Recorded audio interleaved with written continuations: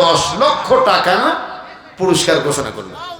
আজহারী সাহেবের মাহফিলে লক্ষ লক্ষ মানুষ হয়, এই দেখে কিছু মানুষের কলজায় জ্বালানি শুরু হয়ে গেছে। জ্বালানি শুরু হয়ে যায়নি? আজহারী সাহেবকে আপনার কয়জন কাছে থেকে দেখছেন কেউ? একেবারে কয়দিন কার হাত ধরে এক জায়গায় বসে খাইছেন এমন কেউ আছেন? নাই।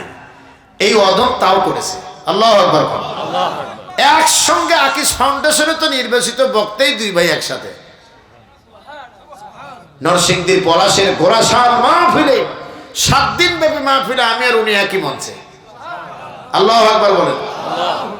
এছাড়াও এমনও প্রোগ্রাম হয়েছে যার অনুমোদনই বামপন্থীরা বিগত বছরে দেয় নাই।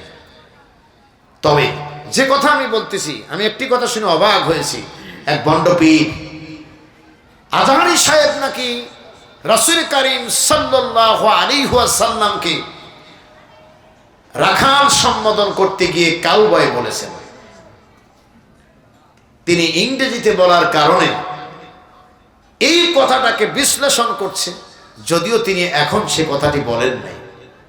অনেক আগের বক্তব্যকে কাটেল করে এটাকে সুন্দর করে তাকে প্রশ্নবিদ্ধ করার জন্য এটিকে কি করলো, ফেসবুক ইউটিউবে ছেড়ে দিল। ছেড়ে দেওয়ার পরে এইটি নিয়ে শুরু হলো চুলকানি এমন পর্যায়ে চলে গেল যে তাকে মারার জন্য 10 লক্ষ টাকা পুরস্কার ঘোষণা করলো। নাউজুবিল্লাহ। আর আমি কি বলছি জানেন? আমি বলছি এত বড় একজন ইসলামী স্কলারকে মারতে কোনোদিন 10 লাখ টাকায় হয়? টাকা পয়সা যেহেতু বেশি আছে একটু বেশি ঘোষণা দাও, কথা কয় নাকি? এত বড় একজন মানুষকে মারতে 10 লাখ টাকায় কোনোদিন কেউ মারতে যাবে?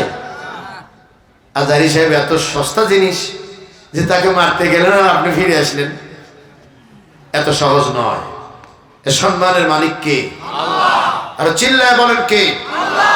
আমার বক্তব্য হলো এক আজহারী নয়, এই বাংলাদেশে আরো শত আজহারীর জন্ম হওয়া দরকার। কথা বলেন না কেন? তারা পার্লামেন্টে গিয়ে তারা আনুষ্ঠানিকতাভাবে কোরআনের রাজ কায়েম করবে এবং ওই পার্লামেন্টে দাঁড়িয়ে নামাজের বিধান বাস্তবায়ন করবে। এটি শুধু তেলাওয়াতের মধ্যে কোরআনকে সীমাবদ্ধ রাখবে না। এরকম আজহারী আরো 100 জন তৈরি হওয়া দরকার বাংলাদেশে। চিল্লায় বলেন ঠিক কিনা? আপনি এটাকে কি মনে করছেন মিয়া? এত বড় দুঃসাহস!